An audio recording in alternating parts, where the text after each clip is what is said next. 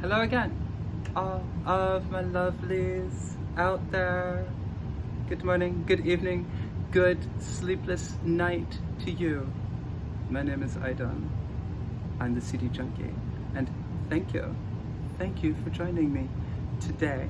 If it's your first time, thank you so much for obeying whatever impulse led you to click on this. And if you're coming back, thank you. Because, I mean, why? Let's be honest. Why? You just like to watch strange T-girls in their basement talk about their music collection. I get it. It's cool. It's cool. We all have a thing. Anyway, my name is Aidan. I like fooling around in the basement and showing you my record collection. And today, I have something cool. Something I haven't actually pulled out and looked at and held in my hands for years. This, I don't know how well it's going to show up down here. Little Plastic Remixes, Ani DiFranco. This is, it's slightly misleading. This is a 12-inch single, has 4 tracks on it. Only one of them is a remix of Little Plastic Castles, which is why the title, I don't know, it's a bit of a stretch. I think she could have done better with that. But anyway, it has one extended remix of Little Plastic Castle, which is one of my favorite Ani DiFranco songs. And the whole B-side is 2 remixes of Gravel. Gravel, off the same album, off Little Plastic Castles, is one of her best songs. I mean, just the poetry of it. And the reason I pulled this out, and I wanted to talk about Ani DiFranco because I assume that most of you know Ani DiFranco, and maybe even you that aren't quite as old as me. But Ani DiFranco, Ani DiFranco is right up there with David Bowie for me on the echelon of who do I love? Who would I desperately like to meet?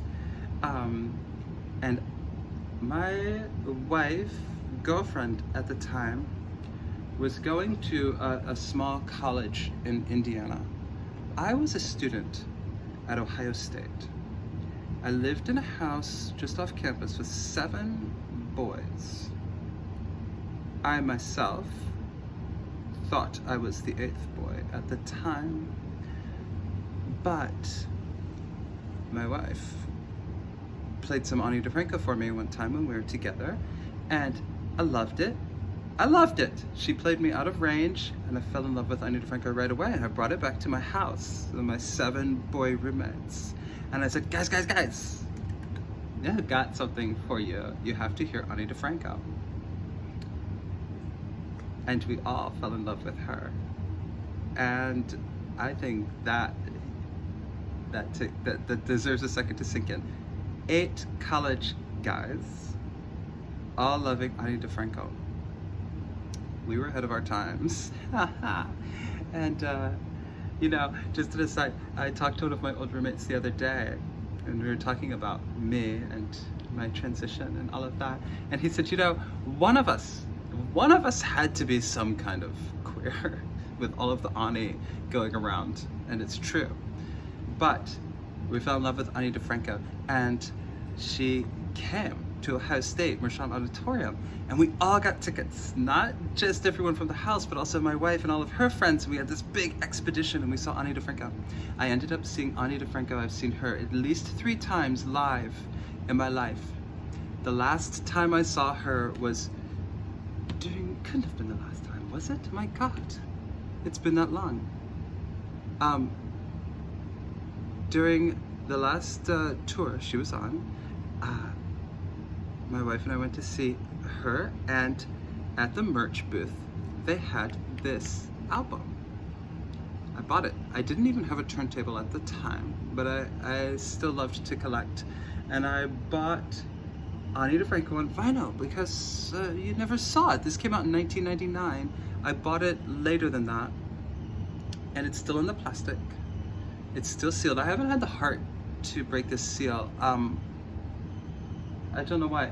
I don't feel like it's worth it. I have the tracks other ways on CDs and bootlegs and things, but it holds a special place in my heart because it takes me back to the college days and that feeling of fun and discovery that you have when you're young and you're in love with a girl and you're in love with a musician, and it all comes together and forms that sort of,